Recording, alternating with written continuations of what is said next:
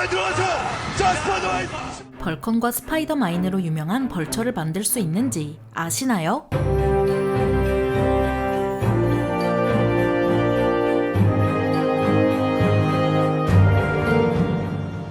안녕하세요, 지식 스토리입니다. 이번에는 속도 원툴로 치고 빠지는 테란 메카닉 벌처를 만들 수 있는지 알아볼 텐데요. 하늘을 나는 차가 상용화되려는 현 시점에서 하늘을 나는 오토바이는 더 이상 공상과학의 영역이 아닙니다. 이미 두바이 경찰은 호버서프라는 회사의 스콜피온3 호버바이크를 순찰용으로 도입했는데요. 상승한도 5m에 최대 시속 96km로 날 수 있는 스콜피온3는 획기적인 제품이기는 하지만 비행시간이 10에서 25분밖에 안 된다는 치명적인 단점이 있습니다. 게다가 대당 가격도 약 1억 7천만 원이나 해서 오토바이를 대체하기는 한계가 명확한데요. 그리고 에어윈즈 테크놀로지라는 회사에서는 엑스투리스모 호버바이크를 선보였습니다. 최대 시속 100km로 날 수 있는 엑스투리스모는 최대 40분간 비행할 수 있지만 문제는 대당 가격이 약 10억 9천만 원이라는 거죠. 그래서 에어윈즈 테크놀로지는 2025년까지 전기로 움직이는 소형 호버바이크를 개발해서 대당 약 7천만 원의 가격으로 출시할 계획이라고 합니다. 게다가 새로운 시도를 마다하지 않은 미군은 호버바이크를 도입하기 위한 프로젝트를 진행했습니다. 미군은 2014년부터 영국 제조업체인 말로이 에어로노틱스와 협력해 호버바이크를 제작했는데요. 2017년에 시험비행까지 마치긴 했지만 문제는 동력원입니다. 기존에 운용하는 경헬기조차 6시간 동안 날아다닐 수 있는데 호버바이크는 길어봤자 1시간 정도가 고작입니다. 하지만 호버바이크는 이미 상용화됐고 새로운 운송수단으로 주목받고 있습니다. 미군도 새로운 운송수단으로서 호버바이크를 개발하는 거라 탑재 중량과 항속거리를 늘려서 제보급 외에 더욱 다양한 임무에 투입할 계획이죠. 벌처도 이런 호버바이크의 분류에 포함되지만 그 스펙은 호버바이크 수준을 넘어서는데요. 스타크래프트가 수백 년 후의 먼 미래를 배경으로 하기에 오늘날과 비교할 수 없을 정도로 기술력이 차이나는 건 고려해야 합니다. 당장 허구한 날 죽어나가는 마린조차 전투복에 상온 핵융합 전지가 달려있고 소화기인 가우스 라이플은 기관포와 같은 위력을 자랑하죠. 그래서 벌처는 현실의 호버바이크와 비교조차 되지 않는 장비로 상승한도 1km에 최대 속도가 시속 370km나 되는 경헬기에 가까운 스펙을 자랑합니다. 영화 블랙호크 다운에서 인상 깊은 모습을 보여준 500MD가 상승한도 4.2km의 최대 속도가 시속 257km인 걸 고려하면 오히려 벌처가 더 빠르다는 걸 알 수 있습니다. 벌처는 그렇다면 대체 무슨 원리로 날길래 오토바이 주제에 경헬기보다 빠른 걸까요? 벌처는 중력 제한 부양 기술이란 걸 사용해서 그 어떤 지형이라도 극복할 수 있도록 설계됐습니다. 중력 제한 부양 기술이라 하면 뭔가 어려워 보이는데 중력을 거스르는 기술을 있어 보이게 쓴 겁니다. 중력을 거스르는 기술은 현 시점에서는 어떻게 해야 할지 감조차 안 잡히는 공상과학의 영역인데요. 중력을 거스르는 기술이 실현된다면 달이나 화성은 물론 태양계 너머까지 무리 없이 갈 수 있습니다. 왜냐하면 지구를 벗어나 우주로 가는데 가장 방해되는 요소가 바로 중력이기 때문입니다. 그래서 중력을 거스르는 기술이 어떤 방식으로든 실현되면 그냥 풍선 떠오르듯이 우주로 갈 수 있는데요. 하지만 벌처의 업그레이드인 이온 추진기는 이미 현실에 존재하는 추진 방식입니다. 이온 추진기의 원리는 전기적 특성을 띠게 만든 가스를 자기력으로 밀어내서 추진하는 것으로